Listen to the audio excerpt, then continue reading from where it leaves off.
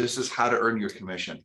Actually, it's a good reminder. You guys know that in commercial real estate, as a general rule, there is no code of ethics for you don't have, you can be a real, how about this? You can be a realtor and not belong to a board of realtors. Does everybody know that? You don't know that, you should know that. And then on a commercial deal, as a good example, like if this like a situation where a particular brokerage isn't paying the commissions, as in this example, there's no board of, yeah, I was going to say grievance committee or ethics committee, or there's no one to send it to. I mean, unless there was a true blue violation against the public specifically in this, then it would be a division issue. But just remember, the division doesn't care, Ruby, whether you get paid. Did you know that? I knew that. They don't care. They literally, some people are like, I'm going to go call division. Division doesn't care whether you get paid. Yeah. They care whether the public got paid, and you are not the public, Aubrey. You are considered the enemy to all real estate. Just kidding, from the division of real estate, right? So, but I mean, they just make sure you realize, like, when you start it took me a little bit in my business, like, wait a second, I'm like, well, I'll call division. Division does not care whether any of us get paid.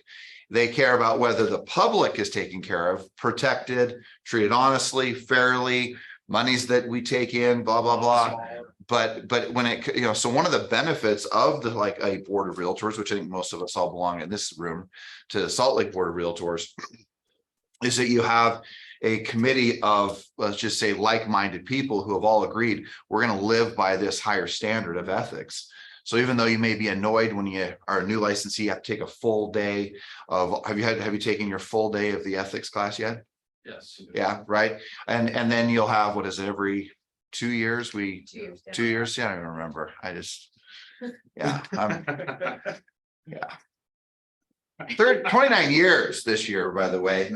Anything would be great to not show up ever at another CE class or do one online in my life. And so anyway, all right. So just the key thing though is just making sure you know the separation between the two. And it's not, sometimes people think that the commercial brokerages will do the right thing, and most of them do, as a general statement. But it is interesting, and I always look back on it. And that deal, by the way, was with Newmark, which, that's pretty big. But yeah, they basically just said, yeah, well, we're not paying, and then just went dead and silent, and I was never able to get it. And I remember it was actually, I said 50, it was $40,000 that was left over that I was still owed, and I never got it.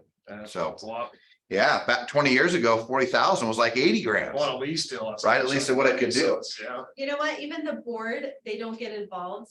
In 2008, I sold a strip mall, and my check was $42,000. I was an All Pro, and they were about to close their doors. And I had Jeremy Lynch and Douglas Bates as my brokers. Oh yeah, I And remember Doug Bates. I was calling everybody, and nobody cared. They're like, we don't get involved. I'm like, yes, but if it's on your board, can you please tell him that an agent is trying to get their commission and trying to call them? Then I think it called so much that they finally contacted him saying, you have an agent that is calling nonstop. Was this when Doug went under and stole everybody's commission? Yeah, so basically it'd be like me saying, taking, like, let's just say 2 months of commission, which is like, on a single month, we're paying out 2-3 million at minimum, at minimum.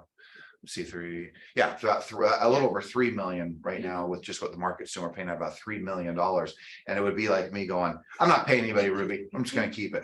yeah, it was like, And literally, this is what I mean. Yeah. Was anybody in the business when that happened with All Pro? and it was 300. I had people. I mean, and by the way, that is what created equity.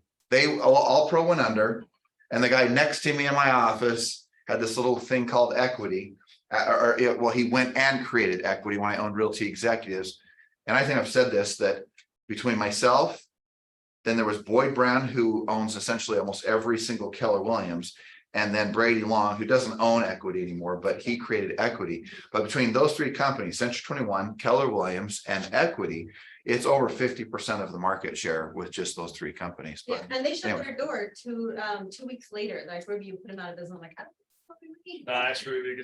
Yeah, yes. All Now, right. the first question I asked equity, I'm like, do you guys like pay commissions quickly? They're like, yeah, like a 2-day turnaround. Yeah. And I not that you guys probably were not in this room, but just so you know, like Saturn, not Bella, yes, where my head is.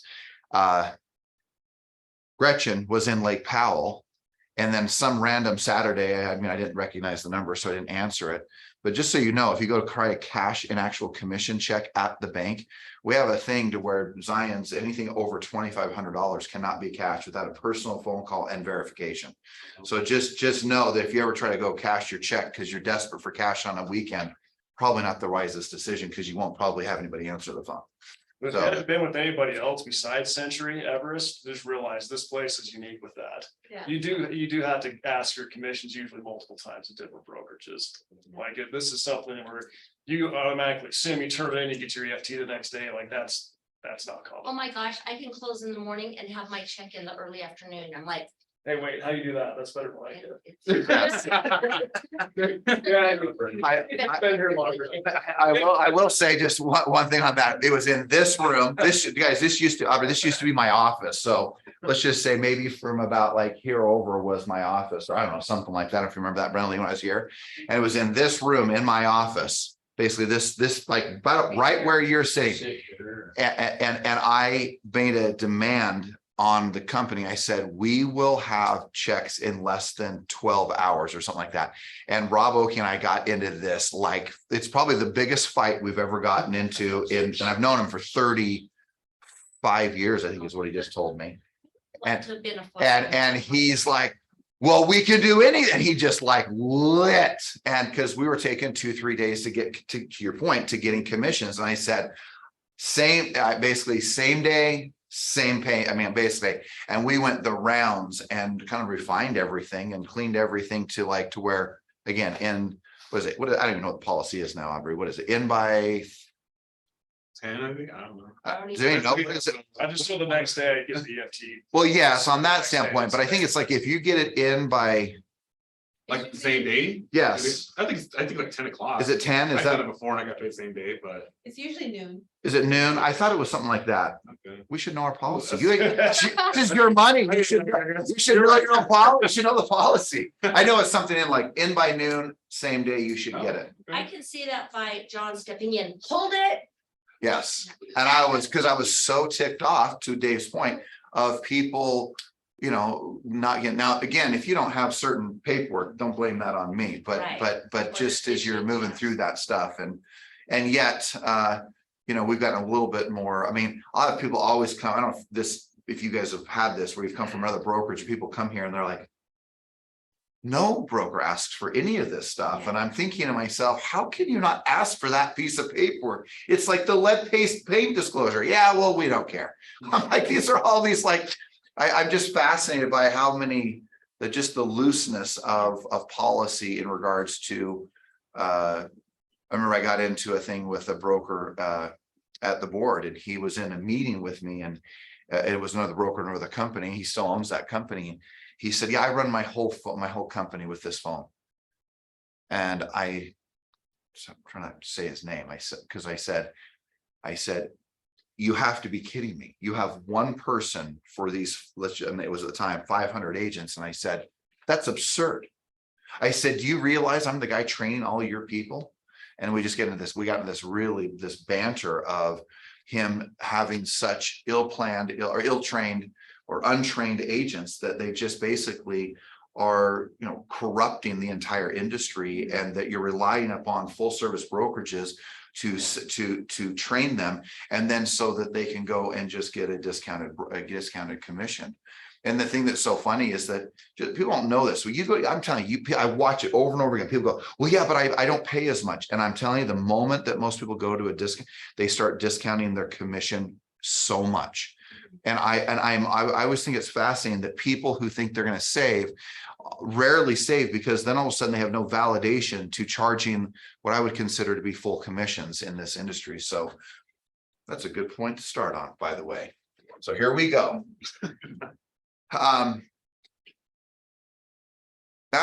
So yesterday kind of took a listing. I say kind of just because it's an SOI of mine. And my conversation went like this, Aubrey. Hey, I'm sending over the paperwork. Normally I charge 7%. I said, I'd like to charge you 6%. I said, but in fairness, you mean so much to me. I legitimately, and Isaac heard this, And I said, I would literally sell your home for free if you needed me to do that. That's how much you mean to me. And he responded back with, and I don't know, correct me if I'm wrong, but in so many words, he said, George, dude, I love you. He goes, you just do whatever you think is fair, and whatever you think is fair, you charge me. And I said, all right, well, I'm sitting over at 6, but you know, I would sell it for free if you wanted me to. He goes, no, it's fine. And I was thinking about this. Actually, I was thinking about it kind of on and off all night. And I was thinking, you know, the stress that people have in regards to their own value and their own worth. And I think that there's 2 things that I see a lot of people have. They have what's called a self-image about themselves. And so just, you know, what you know, think about the self-image. What that means to me is, in so many words, how do you see yourself? Just ask yourself, like, how do you see yourself? Now, what's interesting about how you see yourself, right? We see that within relationships. We see that within, boy, we sure see that within our health. You know, I'm really trying to do some pretty strong things with my health. And I have legitimately tried to visualize what it is that I want myself to look like. And I actually look at pictures from even 3 years ago where I was where I wanted to be right before my concussion. And I'm back visualizing and looking and literally closing my eyes. And people say, well, can you really visualize anything? The easiest thing I've always said for years is, I mean, just do this for real, because some of you haven't seen me, heard me do this, but close your eyes just for a minute. Okay. And then just, can you see your front door? And this isn't a big deal here. Just, can you see your front door? And then can you tell me what color it is? And can you see what color it is? Like, you open your eyes. Well, if you can see that not being in front of your door, and you can see what color your door is, well, then you can see anything that you can visualize anything, whether that's the amount of business you do, but it's specific to this, our business and other things, but specific, just ask yourself, what do you see? Right? What's the vision? And when things are really easy, it's easy to visualize, right? I look at someone like Ruby, and in fairness, I'm like, okay, newlyweds, you know, it's going to be bliss, it's going to be amazing, right? I mean, you're going to get married here next Friday, right? Saturday. Yeah. Saturday. Yeah. You know that. Like, are you sure? Yeah.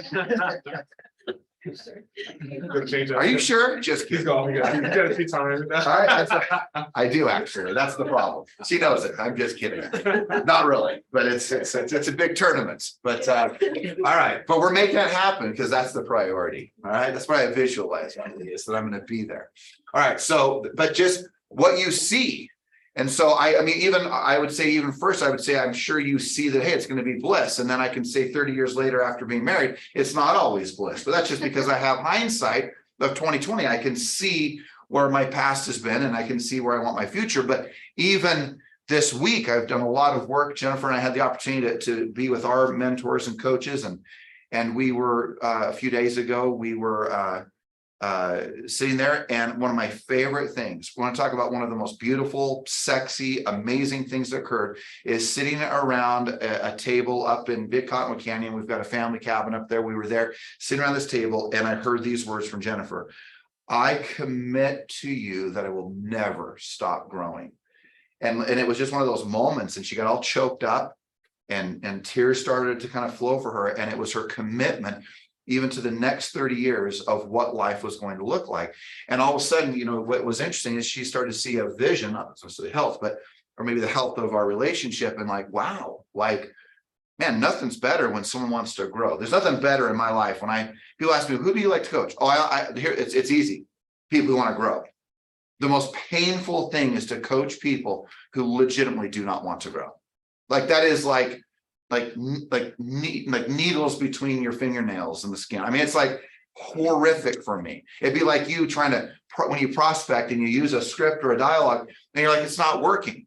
No scripts, no dialogues ever work with unmotivated and people who don't want to do anything. And it's the same thing for coaching. So just, you know, the beauty of something like that, right? So then I start visualizing, all right, what does that relationship look like for the next 30 years? Just as you're going to visualize, all right, what am my first 30 years going to look like? And the thing that's powerful is that you each have an image that you see yourself. And so I'll get back to this commission part in a second, but then look at the economic, or let's just say the financial side of things. And the thing is that how you see yourself. So how do you see yourself financially? How do you see yourself with your health? How do you see your relationships? Meaning, just like if looking at your front door and you close your eyes, like how do you see yourself in commercial? How do you see yourself with 48 deals?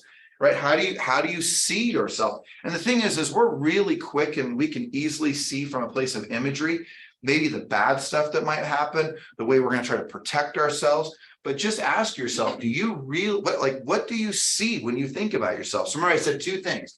What is your number one is what is your self-image? But then number two is what is your self-belief? Right? What do you believe about yourself? Because the thing is that when I look at scripts, dialogues, or anything that any of us say to anybody, or specifically, let's just say business, it's not what you say. It's how you say it. And once you realize how has so much to do with the belief, how you close, how you speak. And so the reminder is this is where I'm going with this whole thing. Just like a checks and balances in your life with, what do I believe about myself? All right, what do I see? What is my imagery of me? And if you can't see yourself rich, as an example in this business, if you don't have a belief, a self-belief of your wealth in this business, now can you reshape it? Because I'm not going to get into a lot of this, but you can declare a belief and then you begin to develop a belief. And the important part is that you can declare any new belief. So one of the things that April and I have been working on for several weeks or maybe even a feo months is how many homes she's selling this year. How many homes are you selling this year? 48. Well, okay, it's easy to declare, I'm selling 48. Oh, that's great. And then 2 weeks later, oh, I don't know. Well, I don't know if I can see myself doing that. I don't know if I can believe in myself doing that. And so sometimes even what we declare, and sometimes if we declare it enough, then all of a sudden we start to develop. So whether it's commercial real estate, whether it's your sphere of influence, whether it's you as a new licensee, so much of our life is based on what we see and what we believe. And once you realize that, it's like, whoa. Then the other part is I don't know where this fits in this, but I know one thing is that our language and I'm just going to put here, what we say. What you say is often what you believe. What you say is what you see. So one of the things that I was talking to an agent on, when was that, Isaac? Was it Monday when we were in my office with everybody? With Eric? And I was listening to what he was saying. And I have to say, I kind of came down pretty hard on this agent. Some of you know Eric Osmond. Who knows Eric Osmond in here? A few of you know Eric. See back. Yeah. And I got after him. And even after he said, I don't understand why he got after me so badly. Well, because it was because of what he was saying. And it was, and just so we know, or it was about him. It wasn't about me. It wasn't about anything about me or Isaac or Dylan or anybody else in the room. It was all about him. And he started saying, well, I hope and maybe, and well, I'm just trying to. And he was using words like hope and trying. He might say, well, what's wrong with that? Because those are words that literally have no power to move you forward. So in simple terms, I can take an April is I close, not at present. I close, not I will, I hope to, I'm going to try, if it works out, if the planets align themselves. Yeah, it's I will close, or I am closing, or I close 48. Now I always say I can live with the I will. But man, I would tell you, if you can get your brain wrapped around imagery and believe of what is, I am, I do, it will, it is happening, I make it happen. Just not get into this presence of I close, how many deals? 48. And do I think that can rise and create anxiety? Absolutely. But I can tell you one thing, when you say it enough and you see it enough and you believe it enough, and then you say it again, and then you believe, and then you see it, and then you say it, and you keep that rotation of belief, vision, and words. And you rotate that inside of you, your soul, your brain, whatever your heart. I can just tell you, you will start to think that way. And then all of a sudden, this is what ends up happening is the value. And man, if you want to talk about a consistent messaging that happens from the other side in my coaching over the last 20 years, it is like people declaring, I am enough. Just the simple things. I'm worthy. You hear these things. I'm worthy. And some people are like, I can't really relate to that. Well, I can tell you a lot of people do, where they feel like, well, I'm not enough, or I'm not really worthy of this, or I don't deserve this. Where does that come from? When you start saying things, I don't believe, I'm not enough, I'm not worthy, I don't deserve this. I can just tell you, it all comes down to, what are you saying? So first of all, just think about what you're saying. Now, in a coaching session where people are trying to break down things and there's a place of what I consider uncertainty, and that's where question, that's not the place where I'm worried that they're saying it. I'm worried that when they're like walking out in the parking lot and going, this is never going to work for me. I don't even deserve this. I'm not worthy. I'm not enough. And you may say, well, do people say I'm not enough? No, but I can tell you that by the way you see yourself, by the things, the words that you say, and the messaging just inside of you, the words you say. So your beliefs within you, like language, things you're saying within you, words that you speak out loud, like when I'm saying things like, I hope, or I can't, or I'm not sure, but I'm going to try. All of that stuff takes away your power. And so the thing is that when you start to realize that when you, let's just take the $1 million number. Can you see yourself as a multimillionaire? Can you see yourself earning $1 million+ a year? Right? Can you speak, say, write? Right? It's one of the things I've done with it. Just only 10 times, it was 10 times a day, right? Write out 10 times a day. I closed 48+ deals. Right? And you may say, well, how is that really that important? You watch, you do it enough, the anxiety starts to go down, because all of a sudden what you say is what you believe. And what you believe is what you see, but also same thing, what you see is what you believe, and what you believe is what you say. And there's this rotation of words, belief, and vision. And when you start to recognize that, all of a sudden you say, well, what is my value? Well, your value is always in alignment with what you charge. So let's just say your value is in relationship to the commissions that you charge. And once you begin to realize that what you charge and what your value is, that those go hand in hand. How much you believe you are worth, the value that you bring. There is the value that you bring to the marketplace, but there's also an element that I'm really focused on is what do you believe? What do you say? What do you see in who you are? Then those commissions are always in direct correlation to one another. And once you realize that, you say, now again, like, what am I saying? You know, what do I really believe? Gosh, if I really closed my eyes and thought about, you know, who am I? Who am I, Jordan? Like, you know, that's another thing I was like finding out who you are is like, when you're lost, and well, I guess Scouts doesn't really exist here in the state of Utah anymore, but as a general statement, but when I was a scout and a scout master, when you're lost, what's the first thing you're doing? You're wandering in the woods. What are you supposed to do? Stop. And what? You weren't even a scout, were you? No, But you know, but I said this before. And what do you do, Brenda Lee? just assess where you are. Where am I? Like, I mean, and so this is, so if I went over here, then I would say, okay, well, then what are the limiting beliefs? But I would put in, what are the limiting beliefs? What are the limiting images? Right? What are the limiting words? What am I saying? And the thing is that if you start to realize and assess when you're lost, right? The first thing is when you're lost, figure out where you are. Are you walking east? Are you walking south? Are you walking north? Where are you? So figure out where you are. What are the things you're saying? And I can just tell you that all of these things always come down to things like I can't, I won't, I hate.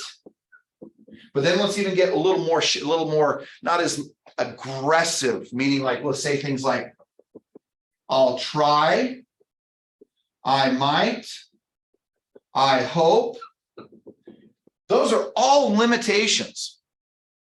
So the thing is once you start to realize, wait a second, what do you mean? I'm going to try to set an appointment today. And here's the thing. This is what's funny. People go, well, what if I was wrong? What if I didn't set an appointment today? Really? How many things in your life have you demanded and said that never came true? But I can tell you one thing, if you have the expectation to setting an appointment today, or the expectation to close 48 deals, the expectation to sell a tremendous amount of real estate or have this much money in your bank, what account, what you will meet the expectation you have.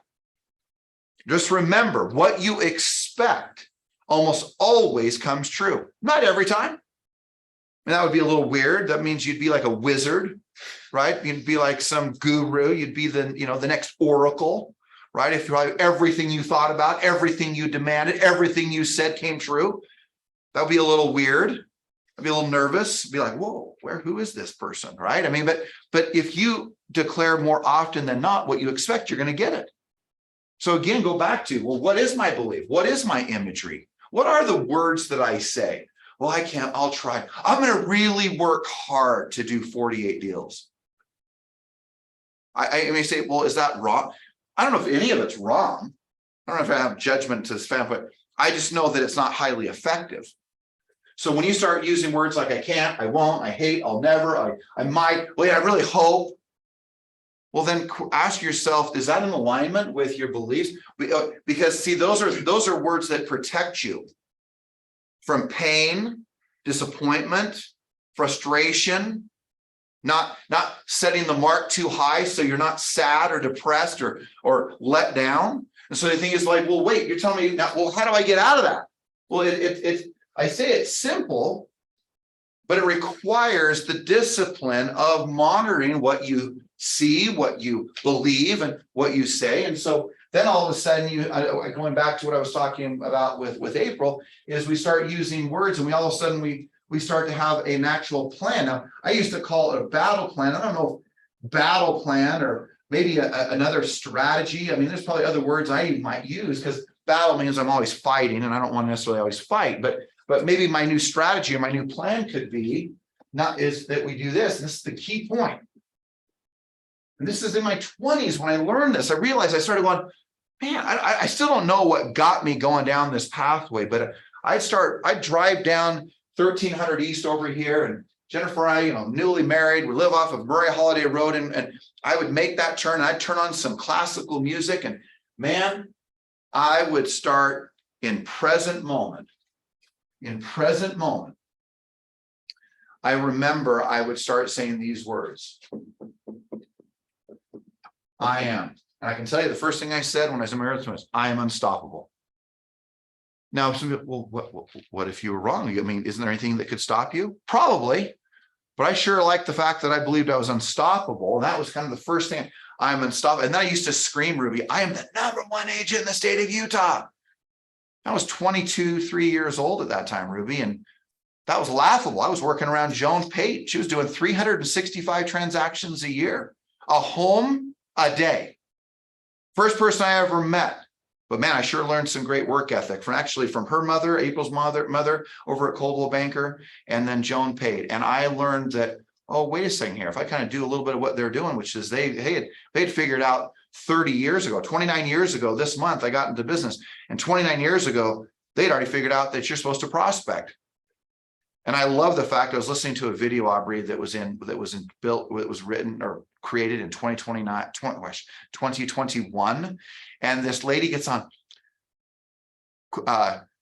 things of the past, like cold calling, and then calling everybody you know, and door knocking, and this big X comes like, like that's not how you sell real estate today. Now, what I find fascinating, the only people who are making a lot of real estate right now are the people who are doing those things. And then want to know the #1 thing that she said that you should do? Just guess. #1 tool to it was actually to get listings. What do you think she said? Just guess. Talk to people. No, she said, no, she X'd already out. Talk to the people you know, Oh. door knocking, Who was this? and cold call, just a lady, just a random lady who's like a proclaimed coach. And she's what? Media. She said, number one way to get listings is through your social media. And I'm listening, I go, you know, that sounded so beautiful in 2021 because everybody wanted to buy a house, everybody wanted to sell one. And I was thinking to myself, that could not be further from the truth. Like if I sat down with Aubrey and he said, okay, I have got this young family. I have to produce. I have to execute. I have to have a result. I have to make sure my wife and my children, just one, right? Yeah. Just the one little, less than 1 year old, right? No, he's almost 2. No. Oh, 2. All right. Yeah. So, and I'm going to take care of him. And I sit down and go, well, Aubrey, let me just tell you, the key to this business is go post something on social media. In fact, you know what? Just make sure you interact with those people on social media. I'm sure it'll all be okay. I mean, can you imagine that? And I would make fun of this. I'm just going to tell you, in California, where Ruby people would say, well, we just do open houses here. I said, so let me get this straight. So I sit down with a young couple or a young woman or a young man, and they're trying to make their career. And they've got responsibilities and they have to make it happen. And I say, go do an open house. It'll all be okay if you just do an open house. Like, that is absurd. So the thing is, so part of this, right, is your strategy of how you approach your business. And if you don't buy into the idea that, you know, prospecting, talking, calling, knocking, talking to your sphere, I don't care the sources, man, just make sure you're doing it. This is a simple business, but man, it's amazing how many people want to complicate it. Going back here, present moment, this is the key, present. Okay, so I just want to finish this part and we'll wrap up. And I can live with I will, but this isn't where we're putting like I try, right? So that's where I came things like I can do more, I can handle more, I am unstoppable. I love to prospect. I set an appointment every time I prospect. I am unstoppable, right? Those things came to me because every time I said I can't handle more. Well, I hate prospecting. And I still remember, some of you remember John Rhodes. You remember John Rhodes? Mm-hmm. And John years ago came up to me and said, hey, I'm just curious. This is like 20 years ago. He said, do you really like prospecting? And Greg, I paused. And I remember looking down at the ground, kind of like, okay, what am I feeling? And I said, you know what? I think so. He goes, really? I said, I think I have convinced myself that I love it so much that I can't even find and feel the energy or the space where it's like, I don't like it. I don't want to, like, I don't. So I didn't even put up, I don't is not like, I can't even feel that energy inside of me because I have convinced myself at such deep levels that I love it, that I can't even find energy inside of me that says I don't. So again, I go back to any of these types of things. When you know what you're supposed to do, can't you convince yourself that you could like something? Can't you convince yourself that you love something? Can't you convince yourself that you could do something? Because if you buy into, well, I don't really like that. Well, that's just not me. You know, I hate this. I won't door knock. I was like, I won't call FSBOs. No, I won't. Like, where did you come up with that belief? Where did you come up with those words? Where did you come up with that imagery of what you can or can't do in this business? It's just like, you know, your journey into commercial over these last few years. You could have said all these things like, I don't know, I'm not sure, I hope it works. You could do all those things. And maybe we weave for moments in time through that. But the reality is you can come over here and go, I'm extraordinary. I'm unstoppable in commercial, right? I am a strong agent. I am a commercial agent. Like the power of being able to say who you are, the imagery, the words, and the beliefs are key. Greg? You didn't write it, but you said you can develop a belief. Yeah. Right.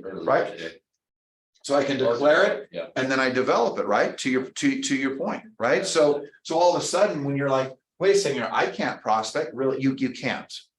Physically? Well, no, I won't. Well, I don't want to be looked at as a telemarketer. Right? This is this whole issue in this business. When the markets are good, everybody acts like there's something better than they are. Let's make sure we're clear. you realize that no homes get sold because you get a great, sweet little cute video on social media. You guys all know that, right? Yeah. Like no homes are sold because you stand in front of your listing and go, hey, welcome to my listing. Come on in. Well, yeah, it's going to sell. Are you kidding me? It doesn't mean that you can't get people in your sphere, or you actually get into the mindset of agents that are weak and think, oh, that's what I'm supposed to do. They don't sell houses. Just don't get confused. What sells a home? What do you do to get a home? Get a home listed versus what sells it. They are oftentimes not the same thing. Your social media will not sell the house, but it'll sure make your SOI think that you are. So great, knock yourself out. But it didn't sell the house. Price, condition, and terms sell homes.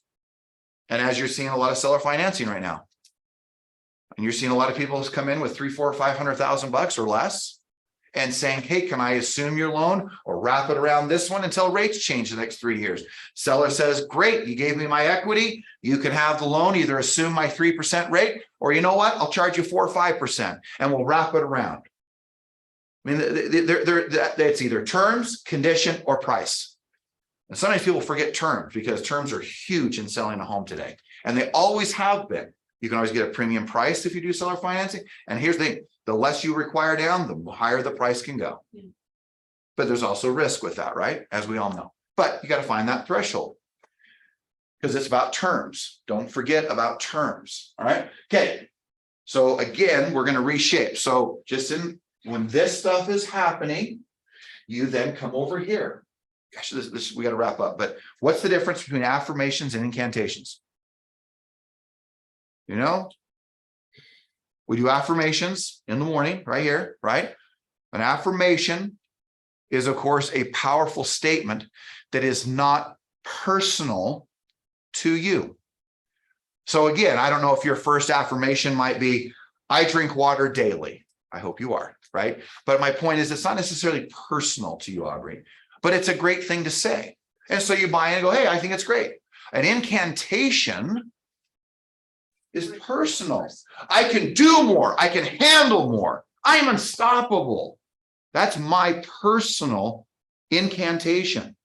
That means I personally, that is that's me, right? What's personal is I close 48 deals or more a year. That's personal to April. So when you start looking at it, you start realizing what's personal to me. It doesn't mean you can't do affirmations. It just means you should also do a few incantations. And once you know the difference between the two, you don't have, well, yeah, I know, but those affirmations, those don't all apply to me. Okay, that's great. But at the same time, could you please tell me what you do say to yourself? And then all of a sudden what you start seeing is, I hope, I might, I'll try, kind of, well, I'd like to, it would be nice to, sort of, coulda, woulda, maybe, hoping. Well, that's not a philosophy. That is not a strategy that's going to work. It's a strategy, but it ain't going to work. Right. So as you move through this, just again, if there's anything like gosh, today, just take them on. Like how do you see yourself? Right? What do you believe? What do I say? Then what is the value that I am? Am I enough? It said that the two greatest fears of humanity, you know, right? We could talk about public speaking, but truly, the two great fears: am I enough, and will I be loved?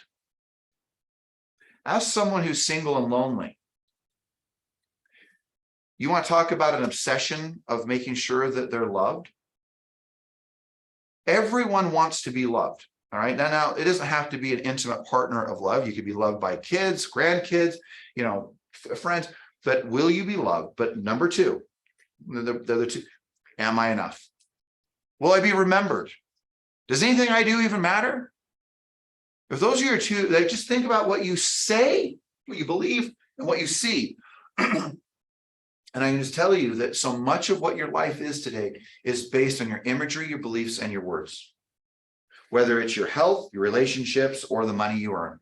It is all a byproduct, because it's not that there's not opportunity out there. It's not that we don't know how to take care of ourselves in every health thing that's available to mankind. And it certainly isn't that there isn't enough out there to help us understand how to relate to other people, to be dynamic in the processes of relationships, whether it's kids, intimate partner, friends, family, work, people, clients.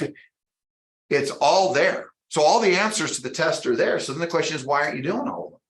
It's same thing for me.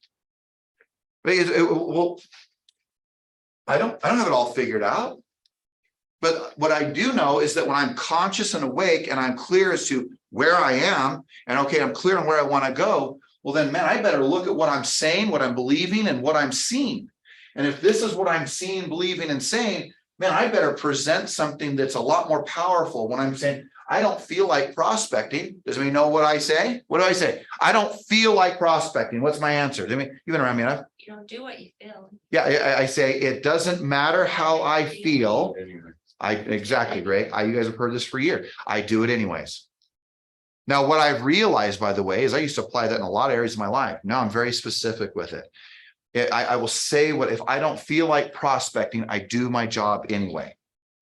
Because what I realized is I started not listening to my heart and leading with my mind. And in your head, you're dead. In your heart, you live. I've said for years. All right. And so I want to lead my life based on living within my heart. And then, again, my head, my brain, my mind is there to protect me. But there's so many times, Dave, where I'll try to talk myself out of prospecting, no, doesn't matter how I feel. I prospect anyways. I knock doors anyway. I make the calls anyway. It doesn't matter how I feel. I do my job anyway, right? I do my job, not, well, I hope to do my job. I might do my job today. Well, maybe my job will happen today. Well, guys, but I can't do it today. I can't prospect today. Why? Well, I don't feel like it. Just you run your business based on how you feel. You will not make money in this business. Just remember that. You run your business based on how you feel. You will not make money. You will certainly not. Maybe you'll have a random deal here, but you will not make real money. You will not make the real money this business can offer you if you run your life based on how you feel. So it has nothing to do with how you feel. You do what you're supposed to do despite how you feel. And that's why I realized I was falling victim, if you would say, to what I felt like doing. So my limiting belief is, I don't feel like it. Oh, well, that's a good enough reason. I guess you shouldn't prospect today. And so I found myself probably, who knows, maybe even months or weeks doing that. And I'm like, whoa, I know what I want to do. I'm not even doing it. I better change my language, my imagery, and the beliefs that I have about it. It doesn't matter how I feel, because I'm going to do it anyway. I'm going to prospect anyways in that example. Okay, any thoughts? It wasn't a Boy Scout, but I was a campfire girl. There you go. I can tell you that. And then all this resonates with me is confidence. And you're probably one of the most confident people I know. And one of our affirmations is, my confidence is unshakable because I live with integrity. Yes. And the integrity is what keeps me strong. And my SOI, when I call them and I say, I'm going to call you, I'm going to do this, I'm going to do that, I am going to do it. And that builds my self-confidence. And that's why all this works for me. I love that. It's integrity. It is. If someone was asking me, like, could you define how you get more confidence? I would first say, number one, decide what your main, let's just say, to your point, like your execution. What are you going to do?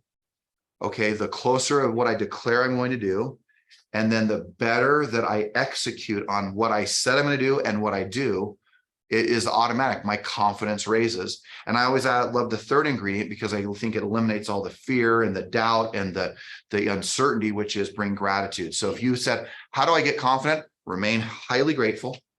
Declare what you're going to do and get as close, if not to perfection, of what you do, and you will rise with your confidence. It will be automatic. It won't even have to be something you convince yourself of. It will just happen. Ask yourself, if I said, I'm going to the gym today, and you go to the gym today, how much better do you feel? If you say, I'm going to make 25 contacts or set one appointment, and if you make the 25 or you set the one, how much better do you feel? how you feel has so much to do with how you live your life in relationship to what you believe or declare to what you actually do. And I'm one of those, I do not hate prospecting. I don't know, I think I've convinced myself. I Yes. can't sell real estate without talking to people. So it's just like. That is a it's good like- limiting belief, by the way. And. I like that. I'm serious. She goes, I can't sell real estate without prospecting. I So the can't. default is her limiting belief Prospect. legitimately is actually an empowering belief. Yeah, and some way or another, I started talking and equating this like, okay, if I'm gonna make chocolate chip cookies and I have no chocolate chips, well, I can't make chocolate chip cookies. So if I'm gonna sell real estate and I don't prospect, I can't sell real estate. It's Correct. kind of a really strange thing in my brain. But this And is, like, this is how it works. but if you look at what you're talking about, really, you're talking about, all right, what do I see? Okay, wait, hold on. So what am I saying? You've been declaring, what am I saying? Okay, well then, I'm like, well, I don't see how, so this is what I believe. And all of a sudden you see a recipe between what I think, what I say, what I see, or with my eyes even closed. What do I see? What do I believe? What do I say? And all of a sudden you get this recipe that produces the results. Yeah. Now, every one of us has to do it. It doesn't matter where we are in this business, new, old, just starting, just been in for it's the same recipe that you have to somehow figure it out within you. And here's the thing, what's so funny, you figure this all out, like you get a good recipe going, and then all of a sudden what's interesting is the business becomes so easy. You'll laugh at 48 deals as time goes on if you stay on this course of managing what you believe, what you say, and what you see. You'll say, well, wait a second here, why isn't it 100? And then you'll convince yourself, oh, guess what? It's 100 plus deals. And that's what'll happen if you keep refining this recipe. Okay, any other thoughts, comments, please? Yeah. So something you said in one of the morning kind of messages, if somebody at a call center can do our job for 8 hours, then we can do it at least for free. Right. I mean, and they're getting paid $15 an hour. We're Correct. getting Paid a lot Yep. more than that. So. And again, it's the imagery. Some people have, well, I don't want to be that guy who calls or gal who calls people. Well, to your point, then how are you going to do business? Statements like, I don't want to be a telemarketer, I don't want to be a salesman. Those are all comments made when the market is raging white hot because you don't have to be highly skilled. And when you have to be when you have to be highly skilled and you have to use sales skills, you have to your point, you have to talk to people.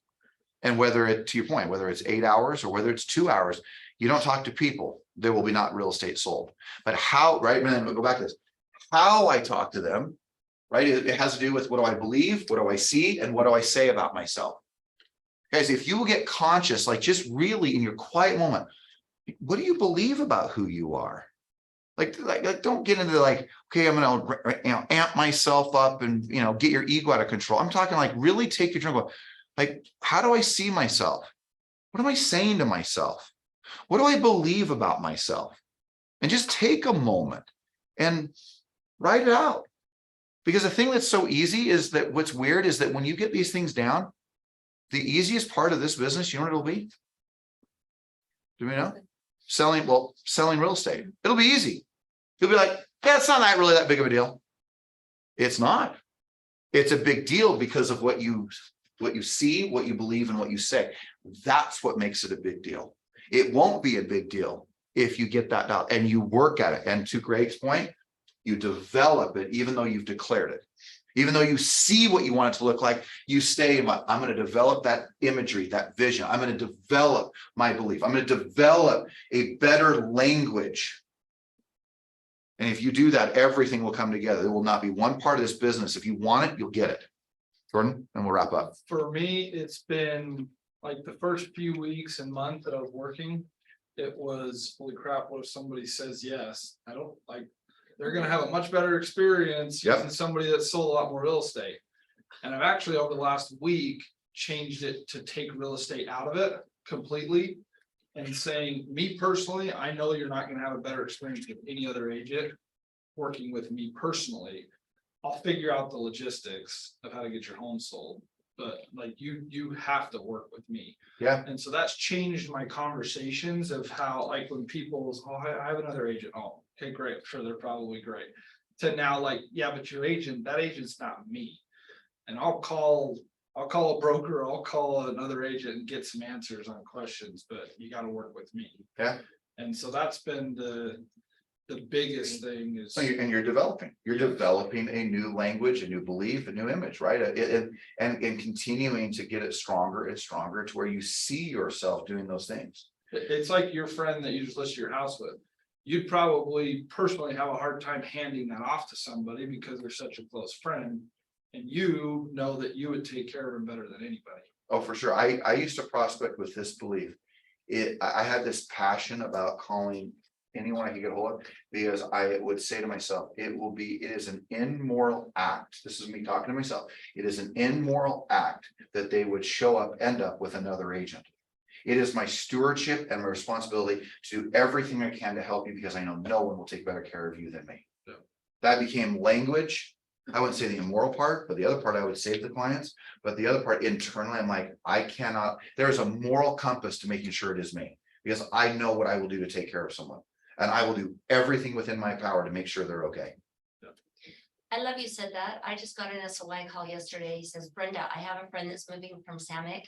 I told him he has to work with you because you will take care of him. And that was such a blessing to me. I'm just like, yes, I will. You know, in my brain, I'm like, yes, I will. Well, And that's how it works. So your SOI, that's what my whole business rolls on my SOI. And it may not be immediate. And some of my SOI I've never sold a home to. And I may never sell a home to, but they trust me. They rely on me. And if I tell them I'm going to call you in 3 months, I'm calling them. And that's the integrity that builds your self-esteem, your self-confidence, and it will come around. yes, They know, hey, Brenda says she's going to do something, she'll do it. yes, yes. That's what happens. It's easy once you get into that. And they have no idea how many homes you sold. They just know you're gonna take care of them. I've been around for 30 years. They don't still know how many homes I've sold, and they don't care. Yep. They don't care how many. they know- homes they you know that sold. you're gonna They take know care who of you are. They feel comfortable in your presence, or comfortable that they know you will, right? You know, look at the end, let's look here, stand ups, we gotta go, but just this all is about how you vibrate and what is the frequency in which you live your life at. This is all about a frequency and a vibration. And it is what you attract because of what you believe, what you see, and what you say. All right.